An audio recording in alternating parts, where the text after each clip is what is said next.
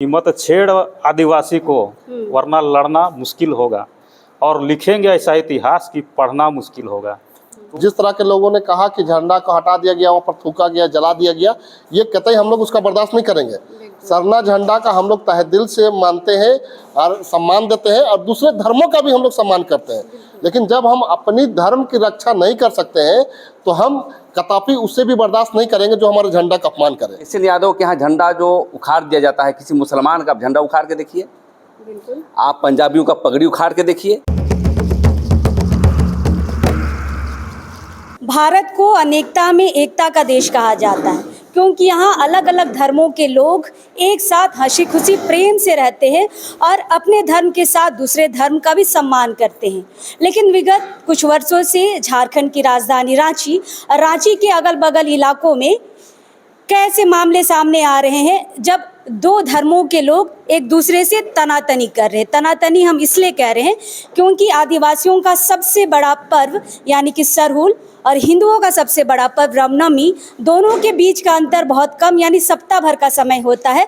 और इसमें तैयारी के दौरान लोग घरों में झंडा लगाते हैं, घरों के बाहर चौक चौराहों पे गलियारों में झंडा लगाते हैं और इस दौरान ही तनातनी का माहौल होता है। कई बार ऐसा देखा गया है कि एक समुदाय दूसरे समुदाय के झंडे को हटाकर खुद का झंडा स्थापित करने की कोशिश किया है।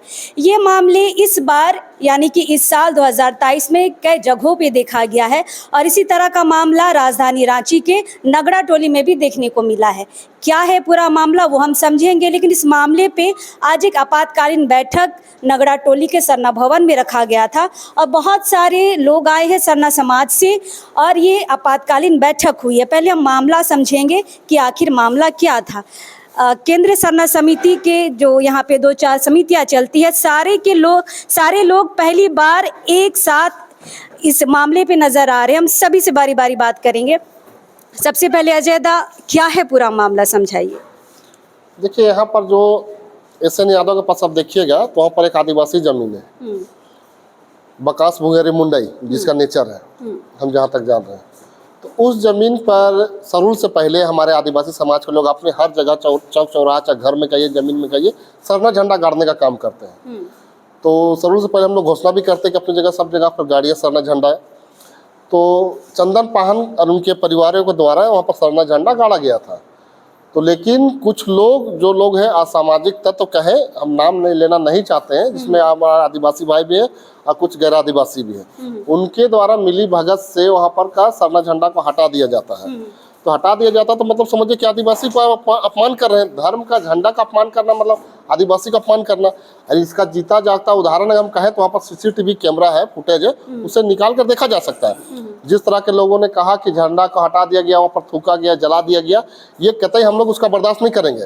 सरना झंडा का हम लोग तहे दिल से मानते हैं और सम्मान देते हैं, और दूसरे धर्मों का भी हम लोग सम्मान करते हैं। लेकिन जब हम अपनी धर्म की रक्षा नहीं कर सकते हैं तो हम कदापि उससे भी बर्दाश्त नहीं करेंगे जो हमारे झंडा का अपमान करे। तो मैं साफ तौर से प्रशासन, जिला प्रशासन से अपील करना चाहूँगा कि जो भी के षड्यंत्र के पीछे है और जो लोग किए हैं उसको मूर्खता के साथ उनके ऊपर कानूनी कार्रवाई हो और तुरंत हो। ऐसा ना कि डिले करे तो हम लोग आदिवासी आक्रोशित होते हैं, तो आक्रोशित होने का पात्र ना बने।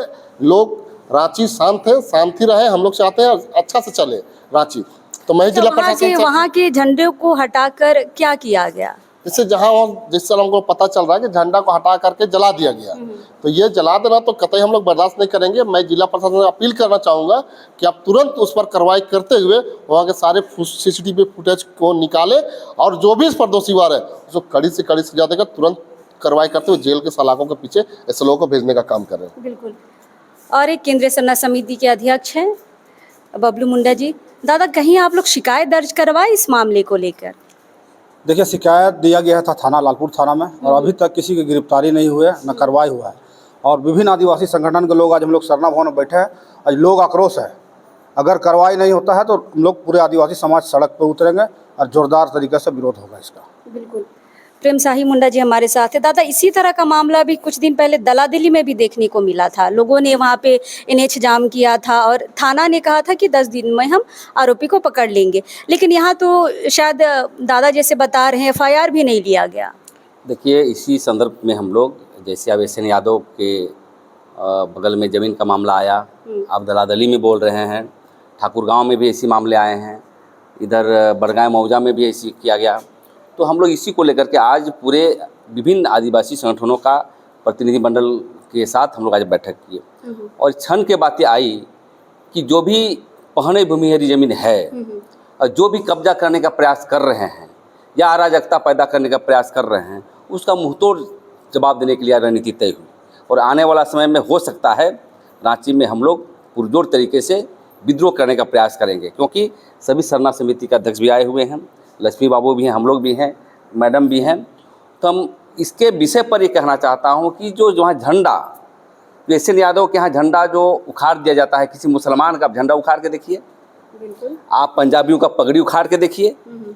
हम लोग सीधे साधे लोग हैं, इसका मतलब कतई नहीं है आदिवासी समाज को लोग कमजोर समझ रहे हैं, कमजोर समझने का प्रयास कर रहे हैं। तो इसी को लेकर निर्णय लिया और कल हम लोग सीनियर एसपी से मिल रहे हैं और यदि झंडे को लेकर के यदि संज्ञान सरकार और प्रशासन नहीं लेती है तो आगे का रणनीति उलगुलान का होगा। इसी को लेकर के हम लोग बिल्कुल। निरंजना हेरन जी हैं। दीदी, आप ही के क्षेत्र की ये घटना है, कैसे शुरू हुई, क्या विरोध किया आप लोग? शुरू दिन तो कुछ तो किए होंगे। ये मेरे क्षेत्र की घटना है, लेकिन मेरे नहीं रहने के कारण पाहन जी और उनके परिवार के द्वारा विरोध किया गया था और स्थानीय थाना में इनका राजेंद्र मुंडा की तरफ से एक ज्ञापन भी गया और आवेदन गया हुआ था, लेकिन उस पर कोई कार्रवाई नहीं हुआ। तो हम लोगों को लगा कि शायद आदिवासियों को ये लोग तुच्छ समझ रहे हैं और कमज़ोर समझ रहे हैं। तो कहीं ना कहीं हम लोग सभी सामाजिक संगठन को एक करके एक छत्रछाया में बैठने का प्रयास आज किए हैं। और आदिवासी शालीन जरूर है और देखा जाए तो यहाँ पर सारे महापुरुषों ने अपनी जो लड़ाइयाँ लड़ी है, अपनी पहचान, अगर ज़मीन से संबंधित या फिर अपने जो झंडा और जल जंगल ज़मीन की लड़ाई लड़ी है। तो हम लोग सभी संगठन, केंद्रीय सरना समिति हो, राज्य पाढ़ा सरना प्रार्थना सभा हो, अखिल भारतीय विकास परिषद हो, सभी संगठनों को हम लोगों ने न्योता दिया और सभी गोलबंद होके ये, क्योंकि ये सरना भवन है जो कि हमारा धार्मिक अस्तित्व का भवन है। तो हम लोग इसमें ये रूप से हम लोग गुप्त रूप से बैठ के हम लोग ये प्रयास के रणनीति बनाए कि अब हम लोग भले अलग अलग अपने अपने बैनर तले अपनी अपनी काम करेंगे लड़ाई, लेकिन जहाँ पर मुद्दे की बात होगी हम लोग सभी एक मुट्ठी के जैसा हम लोग बंद होके इस संघर्ष करेंगे, ताकि हम लोग आगे की जो भी है, जो लोग बाहरी से जो लोग प्रभावी हो जा रहे हैं बाहर से आके, तो उनका तांडव अधिक हो गया है, अब हम बर्दाश्त नहीं कर सकते हैं। कल हम लोग सामूहिक रूप से सीनियर एसपी से मिलेंगे और इसमें तुरंत कार्रवाई करने की मांग करेंगे। जिस पहान जी की हम बात कर रहे हैं, पहान जी भी हमारे साथ है। पहान जी, पूरी घटना आपकी आंखों के सामने हुई थी क्या? ऐसा है कि सभी लोग सरहुल की हर्षोल्लास में थे और 24 तारीख का दिन था, खुशियाँ मनाई जा रही थी। लेकिन ठीक उसके दूसरे दिन 25 मार्च को है कि हम लोगों को सूचना मिलती है कि आप लोगों ने जो झंडा लगाया था शोभा के लिए उस क्षेत्र में, उसको है कि कुछ लोगों ने है कि उखाड़ के फेंक दिया है और वहाँ पर है कि जला भी रहे थे।